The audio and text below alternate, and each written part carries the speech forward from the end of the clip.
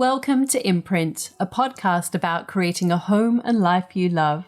I'm Natalie Walton, and each week I'm sharing insights and interviews about the creative process to help encourage and inspire you wherever you're at on your journey. Before we start today's episode, I want to let you know that I've created a free mini styling masterclass if you'd like to learn how to transform your home with confidence. I will share the 3 foundations to create a home you love without making unnecessary mistakes or spending money when you don't need to. Plus, if you join me for this free training, I'll be offering a bonus on how to declutter and organize your home. You'll get all the details on how you can access this bonus when you join me for this mini styling masterclass. All you have to do is register at nataliewalton.com/mini styling masterclass. That's nataliewalton.com/mini styling masterclass. Hello everyone, I hope that you're all well. Today I want to introduce you to Nicoletta Romei. She is someone that I got to meet through my course, the Styling Masterclass, and I really love her work and I've loved seeing it evolve over time, and how by really sort of believing in yourself and taking action and taking steps, what you can make happen. So come and listen to our conversation. Hello, Nicoletta. I am so excited to have you on the podcast today. I know that this is not the sort of thing that you normally do, so I'm extra appreciative, as well as the fact that English is not your native tongue. And but I know that you have got so much to share, and I'm really looking forward to this conversation. So welcome. And I'm going to start with just finding out a little bit more about you. So I guess I came into contact with you through my course, the Styling Masterclass, and yes. I love the work that you have created through that. And it's been interesting to see your journey since then and some of the things that you've gone on to do. So let's go back though to your upbringing, your childhood, and can you tell us a little bit about where you're from and the type of childhood you had? Like, did you grow up in a city? Were your parents creative? Where does this creativity come from? Yeah. So first of all, thank you so much for having me. I'm so excited. It's true. I never do these things. I never recorded a podcast. I'm actually usually a podcast listener. So it feels quite weird to be talking to your podcast right now. But anyway, so I'm Italian. I was born and raised in Sicily, in a very small town by the seaside. And I moved, when I finished my studies, I moved to Milan to study marketing and communication. When I was actually during high school, actually my dream was to study architecture. But then, at the end, I followed what was the trend at that time. And the trend was, in fact, to study communication and marketing. And it looked like there was a lot of future and a lot of job positions in that field, in that business. And so I said, okay, forget about architecture. I will follow this path instead. And so, I moved to Milan. That's where I studied. And at the same time, I worked because my university was like giving us opportunity to have internship every single year. So, and that's how I started to work in fashion. Basically, I had a lot of experiences in press offices and in public relations agency, and everything was about just fashion. So I was in that industry for I would say like 4 years. I also had 1 year when our university sent us abroad. So I spent like almost a year in London, studying and working at the same time, always the same. field, always the same thing. So basically, my background is more taking care of press releases, fashion shows, and launch of new shops and everything that it involves a press office. Where my creativity comes from, I don't know. Okay, I have to say that I always loved art and drawing, and I drew a lot when I was in high school. Um, but no, my parents are not creative. I have to say that probably this one comes from my mother. She always loved interiors, so our home, was always very curated. My father was in the flower business, so yeah, uh, that's it. Yeah, no, it's interesting. I mean, I'm always fascinated to hear how people kind of get I guess the creative bug, or the bug for interiors, in terms of the passion for it, where it comes from. So then, like I said, I mean, we met through my course, but what Yeah. did you then do? You were then living in Bangkok or in Thailand.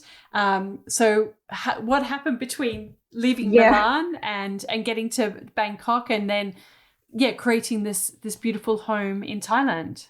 Yeah, really a lot of things happened. Because when I was in my last years of university, I met my future husband.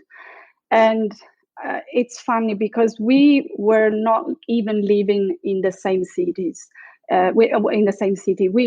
I was in Milan and he was in Tuscany. And it was really like that kind of occasional meetings that you met somebody else through friends in common. And so anyway, we ended up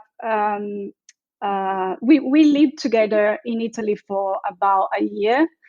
And then he said, when he graduated, he took his degree in economics. He said, well, I have my family business in Thailand, and my family lives there, because he's Italian, but he grew up here in Thailand.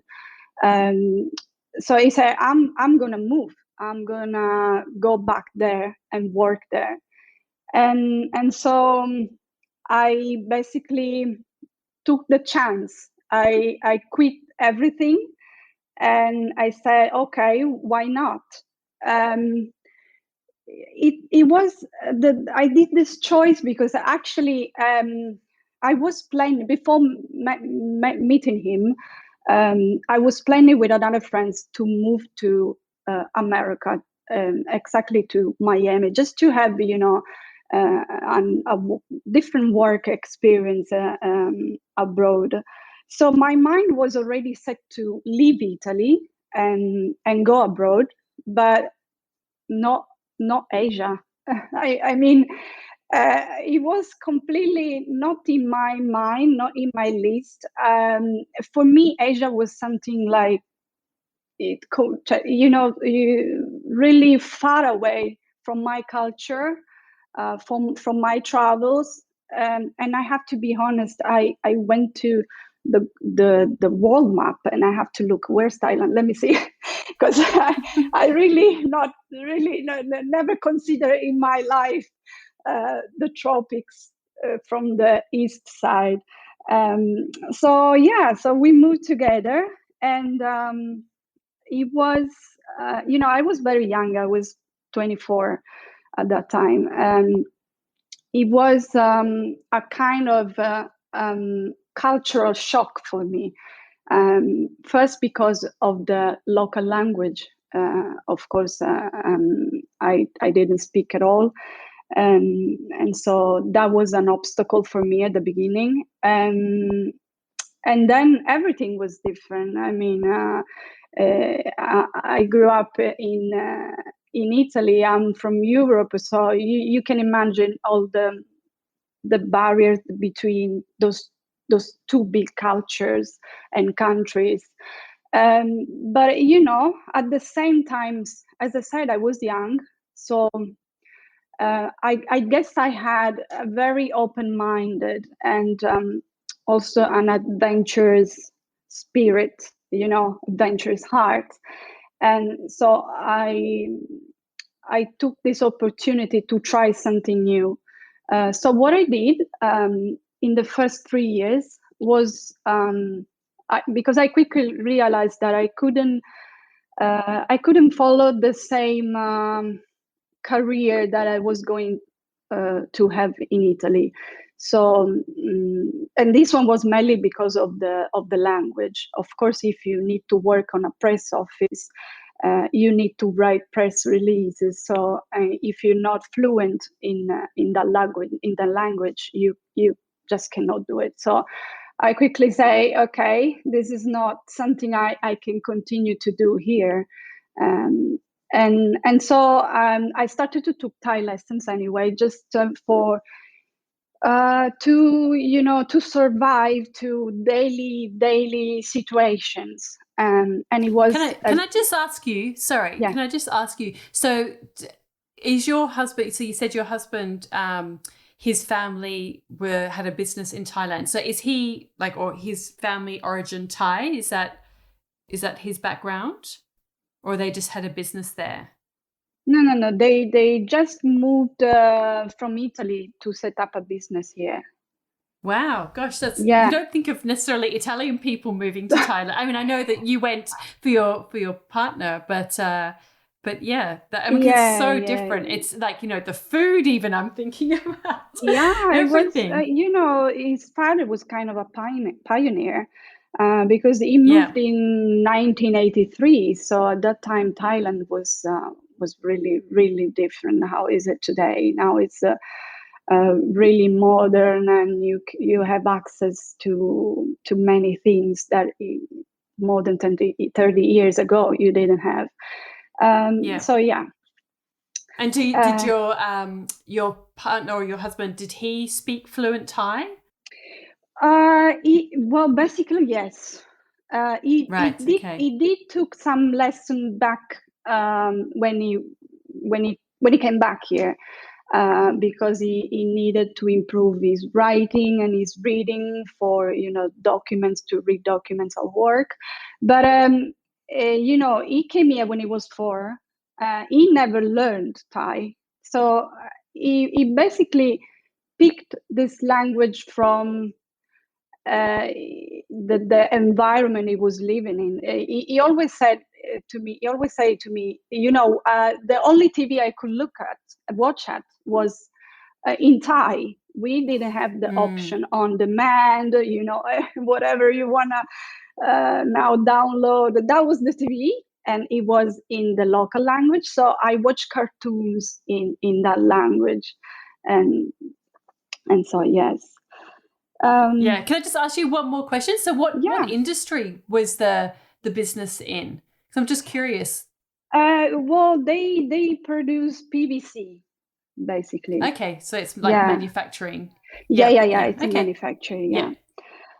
So I was Okay. saying that I took Thai lessons, and then at the same time I was also teaching Italian to Thai students, those that were ready to go to study to Italy, but also to Thai people who was about to move to Italy and open a business there. I also did modeling and acting, so it was doing completely different things that I was doing in Italy. And then after 3 years, we decided to start a family. And so we had 3 kids. So I guess that the creative journey started right after having kids. Because when I was pregnant of my second one, I launched a blog. And since having my first kid, actually, I was very interested in knowing children fashion, knowing new brands, because it was a world for me that didn't exist before. I didn't have kids, so I didn't matter. But once I had my own kids, I was attracted, and I was very curious to find out new brands, and mainly independent brands, very unique and creative. Um, and so I launched this blog called Small Little. Um, if my longtime follower are listening to this, probably will remember, because this is also how I started. I started Instagram, um, and so in my blog, I was featuring, as I said, mm, brand from Europe, but also from all over the world, also from Australia. And I was featuring at the same time kids interior and kids decor, and I was having so much fun at decorating my kids' bedrooms. And I always shared this process, whether it was on my blog or on my Instagram. And I created a community around that. And so the interior, even though it was mainly focused on fashion, because I thought I cannot do what I was doing before, but I still have this background in PR. So creating my own blog was like kind of doing something little for the pleasure to do it, for to keep me busy and have fun at the same time. Um, and also I was happy at that time. I didn't really think to find a full-time job. I was happy to be with my kids and to have this blog, to have something to do. And so this is actually how everything.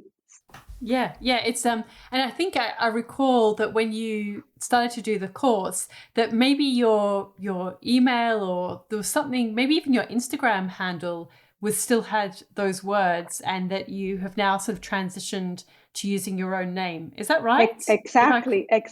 Yes, Yeah. absolutely. Yeah. I had a different Yeah. name. It was Nico Small Little.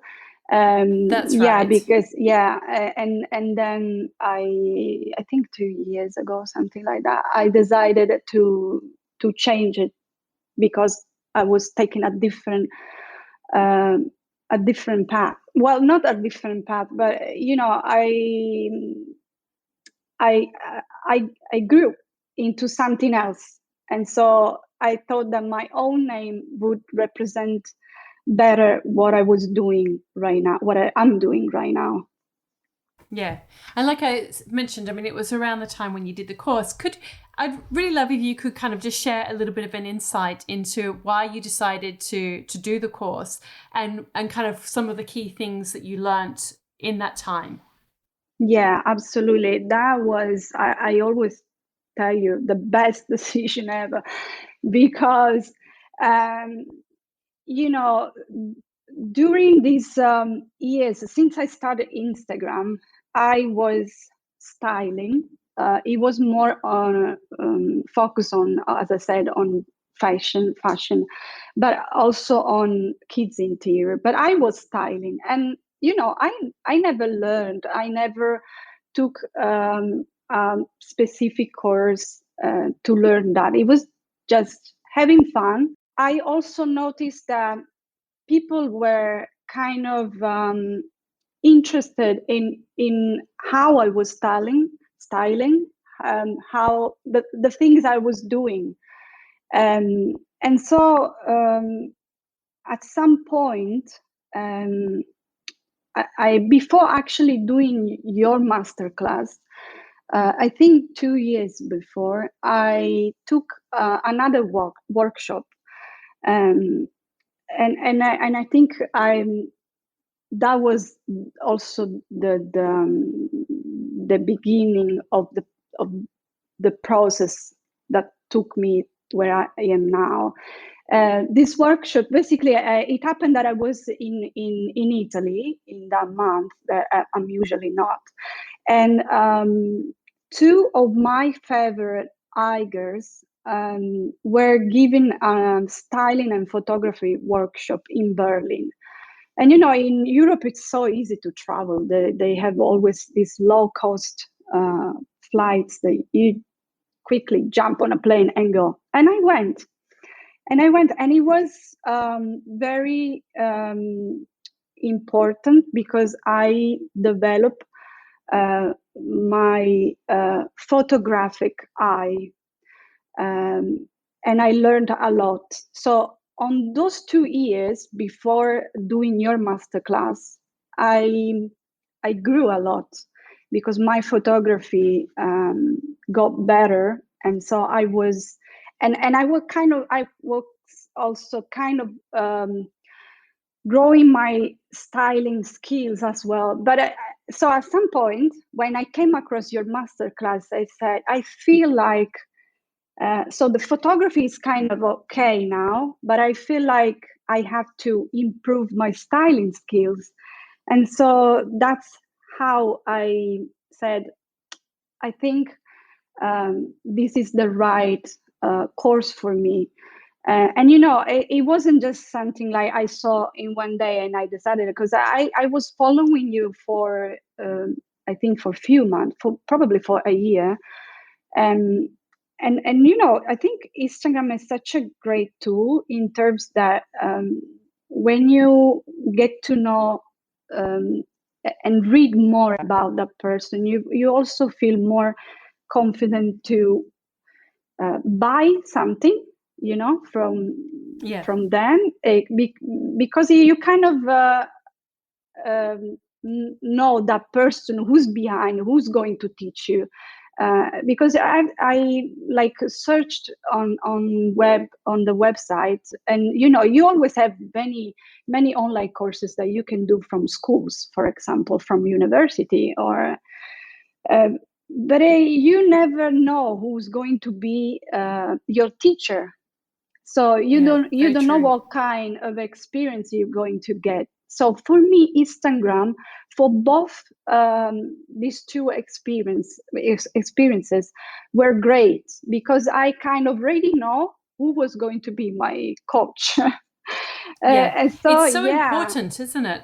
Because I mean, it's totally, because it's as much about the person's personality and their kind of aesthetic. Like it's, I think you can still learn from somebody even if you have a different aesthetic, but I think it can really accelerate the process and just to have the similar kind of values, I guess, as well. Like, if somebody's into, just go and buy everything, like I'm never about that. And I think, to actually trying to work with what you've got is such a good skill. And whereas somebody might have a different approach. So if you really understand the way that somebody approaches something, it's really invalude.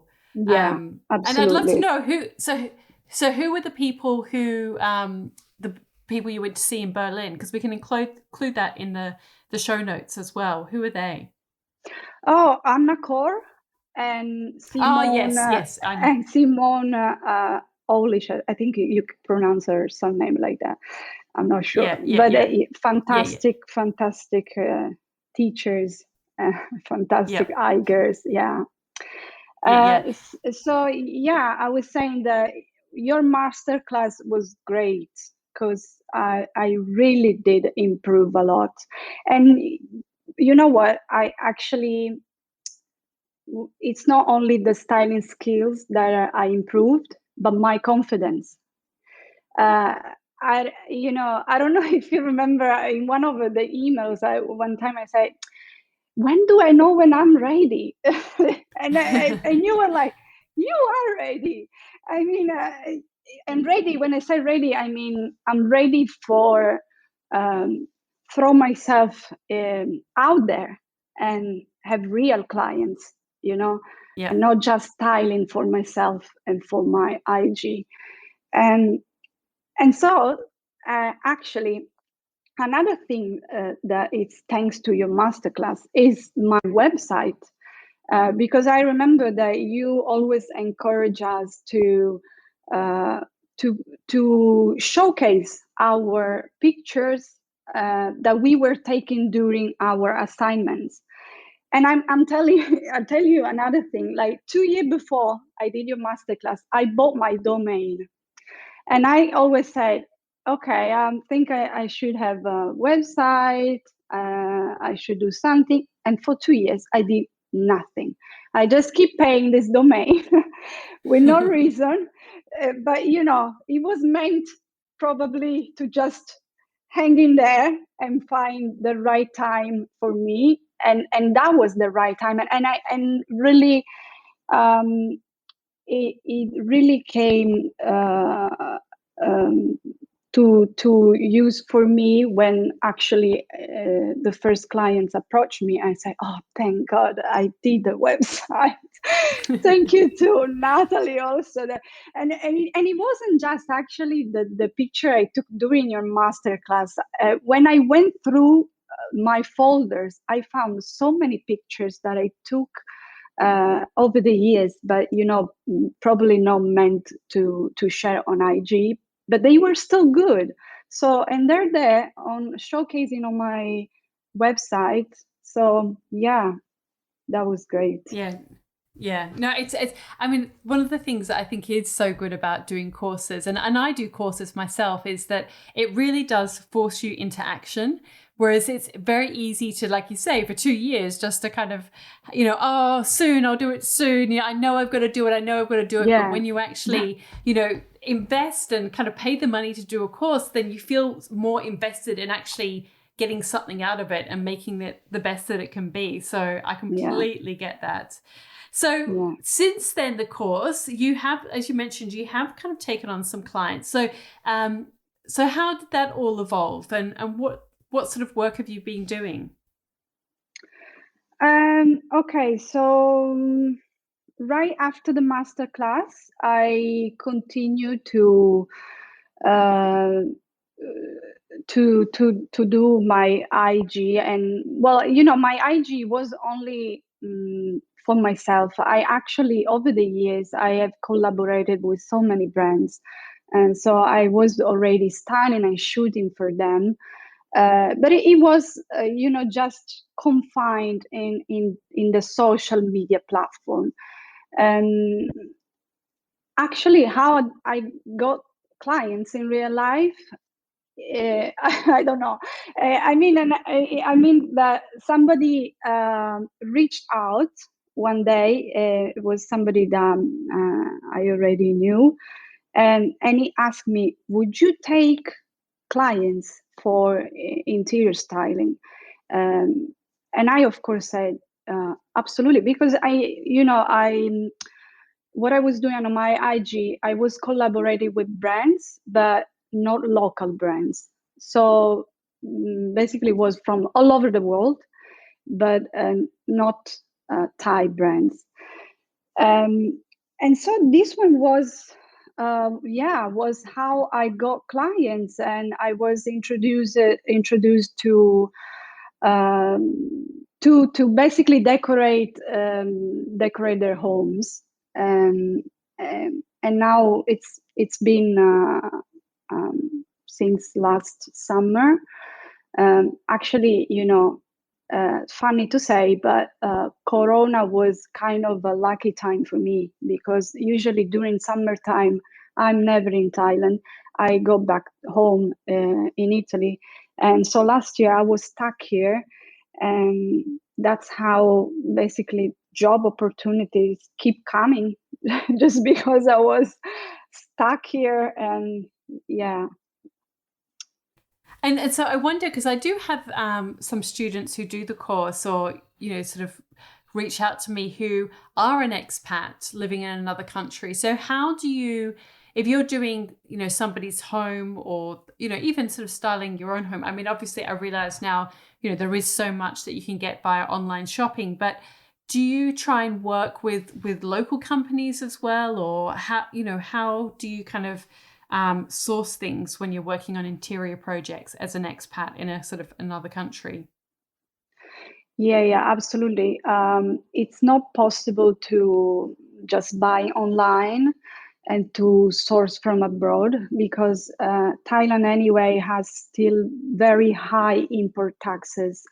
So every time it's like, let's say, 80% local, and maybe, if you want something unique, or for example, last year I was styling this apartment, and the style of the apartment was all Scandinavian. We can find a lot of Scandinavian furniture here, but if you want that um, that decorative item, then you have to buy online. And so we kind of balance, because in terms of cost, of course, you can't spend a fortune to just buy and bring in. And so yeah, I do a lot. I work a lot with local brands. Like right now, I'm following a new project, and it's only local. There's not import at all. That's great though, isn't it? That you can Yeah, do yeah, that. yeah. But Thailand, it's great. It's such a great country for, you can source anything, and they have great artisans, and whatever you want to custom made is there available for you. Um, Mm. so it's really, really great. Yeah. And so one of the things that I think you do really well is you've got a really beautiful feed on Instagram, and I guess maybe all of those years of blogging helped hone your eye perhaps a little bit. But how can you just share a little bit about what you choose to share on Instagram in terms of the types of images, the types of Mm. spaces, sharing photos of yourself sometimes. I know lots of people struggle with that. And yeah, can you just sort of share a little bit about how you use Instagram and how it helps you? Um, yeah, Instagram is been changing since I started, because before it was something that you really take a photo and share, not really thinking about styling great things behind a picture. And also, it was more on my um, family lifestyle at the beginning. So it was also easy to take picture of my kids. Sometimes they were, of course, posts that I style because I have to showcase products or a new brand. Uh, but now it's, for me it's different. Also because I grew as a photographer. I grew as a stylist. So I kind of want really that perfect picture, uh, because for me, Instagram has to be a place where I share beauty. And it's I think it's always been like that for me. Not really raw moments or messy moments of my life. I have those one every day, so I keep it for myself. But I love Instagram as a creative outlet, and so I really don't mind to look at someone else's house when it's really well styled. Mm, Sometimes I have read comments in other accounts that like, how can you have your house always like that? Why do you don't share real life? But everybody decides to do what he wants to do with their own accounts. And I, for example, I'm a person that I prefer to see beauty um, on this platform, and so that's how I structure my Instagram. And I also now I think you need to be you have to think about what you write.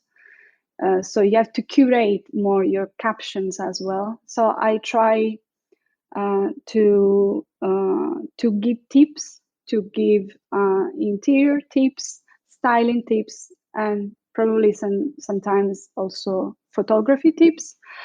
And yeah, so that's how I use my Instagram to be online portfolio for me, to showcase. And because also I give my Instagram handle to clients to have a look. I invite them to say, if you want to know me better and know my style, just have a look at my Instagram, because I also give my website. But the website, it's just a static portfolio, right? So you can get the idea of your aesthetic in a professional way, but Instagram give you that insight into the person you are, so it's more real for some reason, right? So Yeah. I found it more complete. If you want to know me, not just as a professional, but also as a human being, you come to my Instagram and see. Yeah, no, I completely get it. And it's sort of, yeah, it feels more real, and people, I think, get a better idea as well of like how you might even work and what your approach to work is, and yeah, all of Exactly. those Yeah. things. Yeah. Yeah. Yeah. So do you use filters, or do you just edit in images individually? Like, because obviously you've got a very strong visual aesthetic on your feed. No, I don't use filters. I told you now I grew as a photographer, so I shoot in RAW.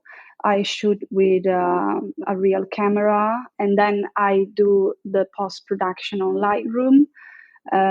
So yeah, I'm very happy that I found my own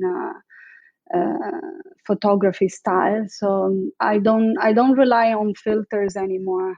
Yeah, Mm.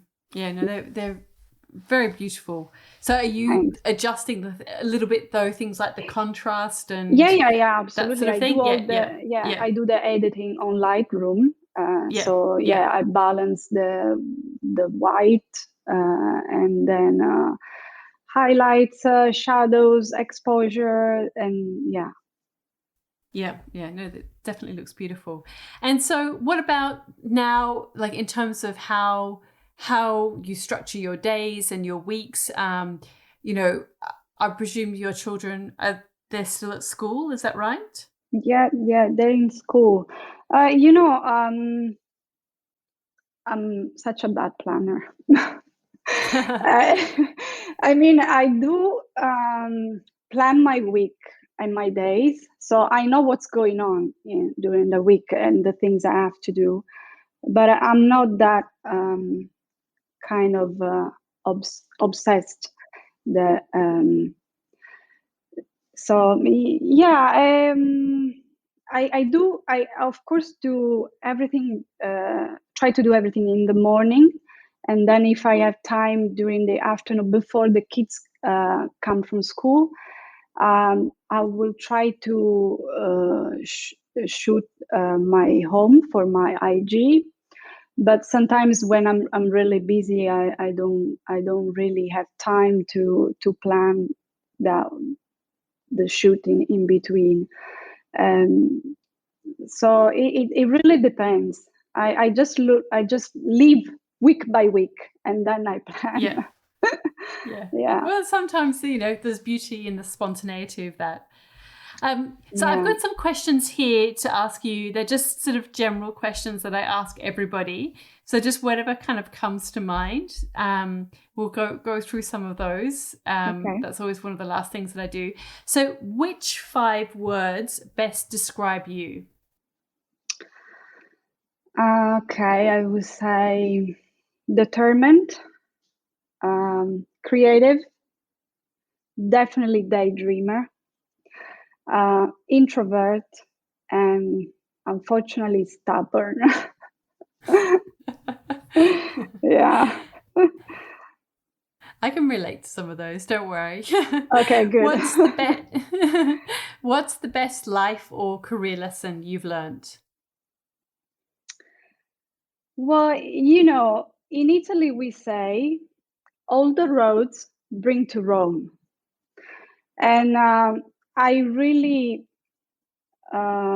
this really describes me because, you know, it means that you can take the short way or you can take the long way. Both they will end up at the same place. And I am totally the classical example that it took such a long journey to get where I am now. And for me that one is a life lesson because it means like not always everything has to come straight forward. So it's not like, okay, I went to study interior design and then I was straight working out of the school, straight working into the industry. For me it wasn't like that. And that it doesn't mean if you don't do that you will not get there, you know what I mean. um, so before heading in my way to Rome, I passed mountains, I passed rivers, I passed seas, but I eventually got there. And so I basically found my way along the way. And if I look back, probably I wouldn't want it any other way. For me, all the events that happened in my life, um, they were great events that took me by hand and walked me along the path. Yeah, that's so beautiful. And I love the way that Italians explain things. It's Yeah. always so poetic. It's so beautiful. Thank you. Yeah. So what's your proudest career achievement so far? Okay, I don't know if I even can talk about career actually, but I have to say that I don't have one particular achievement, but I have many small ones. And for me, those proud moments were when every time I was doing something, for example, my blog, um, I got featured so many times in blogs or in magazines, um, or in other people accounts. And for me, those were proud moments.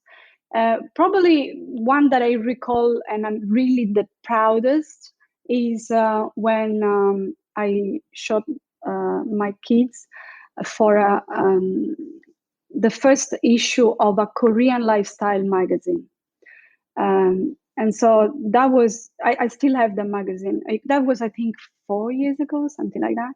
So that really is a proud moment to see your own kids and your own picture on the first issue of this family magazine. I couldn't read a word because it's all in Korean, but I know what we were talking about because it was kind of an interview to my kids that I sent in English and then they translated.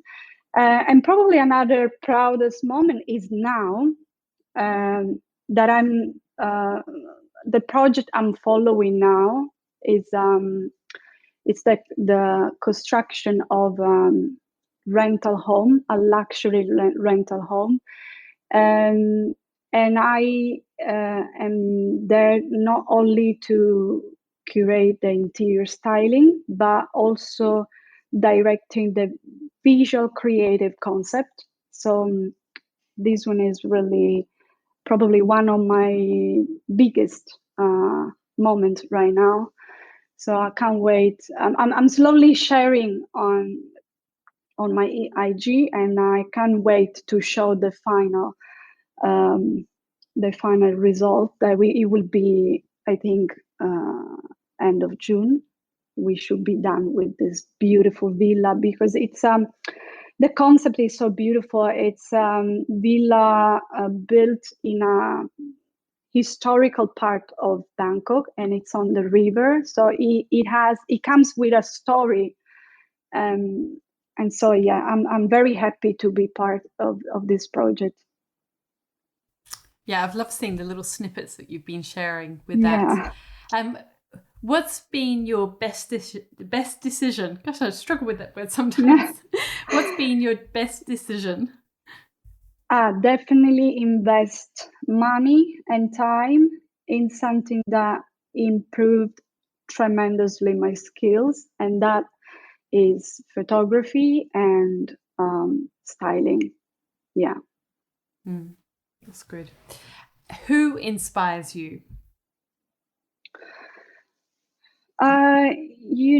All the greatest and timeless designers and architects of the past, especially those belonging to the mid-century. I have a huge passion for those designs, and I'm really amazed how still today something that they design in the 50s or in the 60s, they're still produced and they're still so iconic.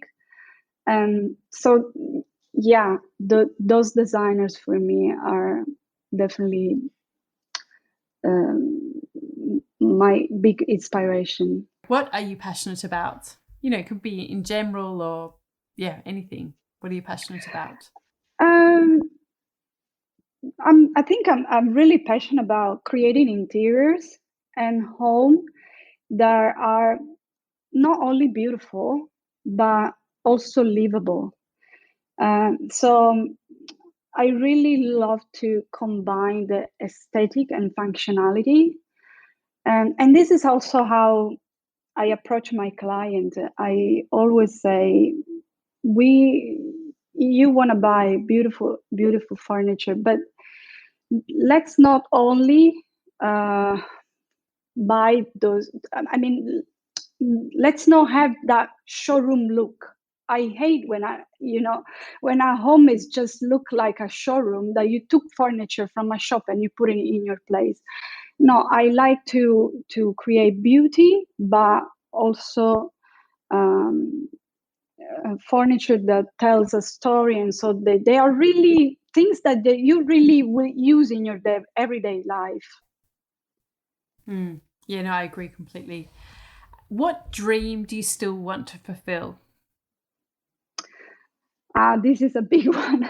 I don't think I will ever fulfill this, but I would love to see my interior photographs on interior magazines. But I know it's this one is going to be. It has to be a long way, and it's not an easy path. But yeah, that is really a big, big, big dream. Probably more than styling houses. I think you can do it. I just need to put you in contact with the right people. Oh, okay. Yeah. What are you reading? Are you reading any books or design books at the moment? Look, I have 4 books on my side table that I keep rotating, and so I'm very in a very slow pace. I'm sometimes nighttime I'm so tired I don't have the power to read, but I have these 4 books, and it's one is Just Kids by Patti Smith. Oh yes, that's good. Yeah, and the other one is The Year of Magical Thinking by Joanne Didion. I love her. Oh yes, I've read that. Yep. Yeah, I love her. And then I have this small booklet about the life of Henri Cartier-Bresson. So that I like to read from time to time. It's all about his career as a photographer. And then I have this The Baron in the Trees by Calvino. That it's sometimes I catch up with this one too. Mm-hmm. Oh, there's some good books there. I always have half a dozen on my bedside table that I kind of rotate depending on what mood Yeah, I'm feeling good. in. What podcasts are you listening to? Do you listen to any, and what are some of the ones that you enjoy? Absolutely. I told you I'm a podcast listener, so I have many actually that I listen at least once a week. Well, of course, I listen to your imprint for Oh, every time I need the slow home and sustainability fix. I come and listen to your episodes. They're really great. I really love your podcast. Then I listen to Design Time by Domino Magazine for everything about yes. design. Yeah, and also I love their interviews from the masters. It's really, really great. Then I listen to More Than One Thing by Athena Calderon because, who doesn't love Athena Calderon and her style? And then I have another great one, Scandinavian Mind, that I found out recently. And he's on how lifestyle and technology intertwine in every field. So that can be fashion design or publishing or gaming and so on. And I really love the interviews. But other than that, this is a more like design related. Other than that, I listen podcasts on parenting, or like there's another one called Courage and Spies, if I'm not wrong, and it's about your self-doubt. Okay, so And what's that one called? Courage and Courage. Spies, if I'm not wrong. Yeah, Okay, you'll have to send me the link to that I one. will. I will. Yeah, It's yeah, nice. Yeah. yeah. No, you sound like you me. You listen to a lot of podcasts. I do. I And do. yeah, no, it's all good. I And also listen about finally, politics, actually. okay. Yeah. Italian politics or It's general it's world politics? actually no. It's a particular one. Is an Italian journalist that talks about American politics and how to. Ah, Yeah, it's how to understand what it is behind the American politics. It's so interesting, and I love it. And I listen in Italian, so it makes it also easier for me. Yeah. yeah, yeah. Okay, great. And finally, what piece of advice would you give to your younger self? Okay, probably a few years ago, I would say to myself to go and study architecture. Um, but then, if I look at myself now, you know, I, I think architecture, I love it because the process to design a home, but it's also very technical. um, if you know what I mean. Like Mm. interior styling is more creative, so probably I am more for a creative rather than technical drawings and everything that comes with being an architect. So I don't know. I don't have any advice for my younger self. I think I'm very happy with the journey that I've done by far. So Yeah, no, that's a good place to be. Definitely. yeah, yeah, Thank you so much for taking the time out to cross time zones and all of that sort of thing to be able to make this conversation happen. It's so yeah. great to learn a little bit more about your story. And I always think it's interesting to when you sort of know people through Instagram and social media, and obviously you get a little bit of an insight, but it's never long form, and that's what I really enjoy about these interviews is when you get a chance to sort of learn a little bit more in depth about the journey that people have been on and how they came to be where they are today. So yeah, I've really loved it. Thank you. Absolutely, I agree. I love podcasts. I listen to them, so it's a great insight to know people and to listen to them. So thank you so much for having me, Natalie. Thank you. You're welcome. Thanks. I hope you enjoyed listening to Nicoletta and more about her story. Don't forget that if you enjoyed this episode, to subscribe, rate and review, and maybe share it with a friend who might enjoy it too. All of the links and info you need to access for this episode are at nataliewalton.com/podcast. Thank you to Jaeger Media for producing this podcast and the people of the Bundjalung Nation where it was recorded. I look forward to connecting again soon. I'm Natalie Walton, and you've been listening to Imprint.